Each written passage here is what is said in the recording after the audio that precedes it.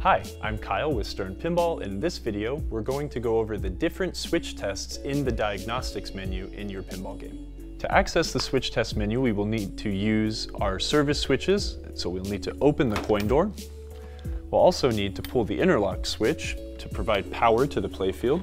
And to test most of the switches, we will need the glass off. To enter the switch test menu, we will need to get into the main diagnostic screen here. Go into the diagnostics menu and select switch menu. Once we enter the switch test menu, we're presented with a few tests. Let me explain what they are.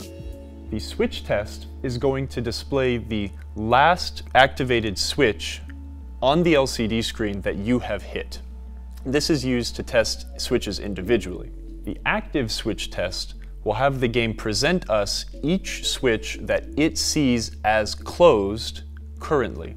Switch alerts will present us with any possible errors when a game hasn't seen a switch close for some time, or maybe a switch that shouldn't be closed and has been reporting as closed for too long of a period. To select the switch test, we'll use the black button to enter switch test mode. We're presented with a message here, switch test. Press any switch to begin. We can reach for any switch on the playfield and actuate it. I'm going to press this switch here. When I pressed it, the game immediately detected that we hit the left target as shown in the upper right-hand side of the screen there. You'll notice on the top left, the switch also has a number. This one is number 28. In your manual, you'll have a list of switches that are numbered. You'll also have an image that shows the position of those switches that relate to the number on that chart. This can be useful for correlating those numbers between the chart and the actual physical location on your playfield. The other information shown on the screen will show us which connector these switches report to on the core nodes underneath the playfield, as well as the wire colors that are attached to said switch. Using this Venom Pro here, I'm going to show you how to test a few of the common switches we'll use on our pinball games, as well as some tips on how to best test each type of switch. As we demonstrated previously, when you hit a switch, the game will immediately show the switch you had last hit, as well as play a noise. This noise can be really helpful in identifying when a switch has been actuated. Testing a stand-up switch can generally be done by just pressing it with your finger.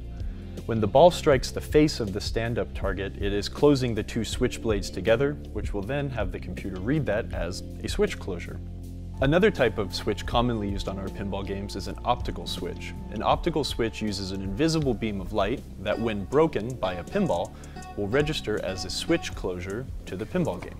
There are some instances when using a pinball instead of your finger to actuate a switch is going to produce better results.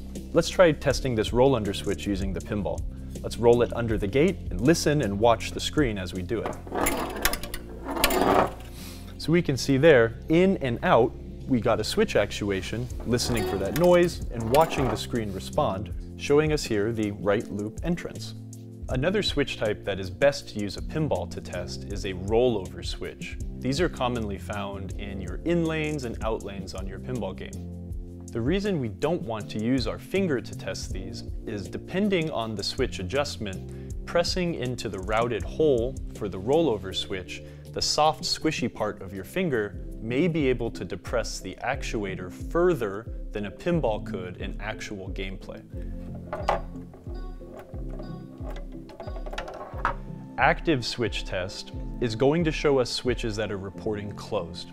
If we had a stand-up switch that was bashed shut and the two blades of the switch were constantly closed, the switch would never register, but we could use active switch test to see what the game's computer sees as a closed switch.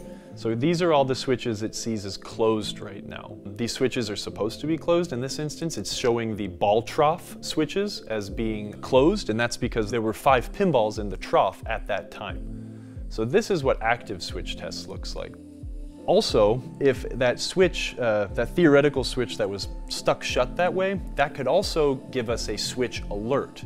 The game has seen a switch that it knows shouldn't be stuck for a long time as not actuating, not coming open and closed, and that might come up as an error saying, it's like, hey, you might want to check that switch.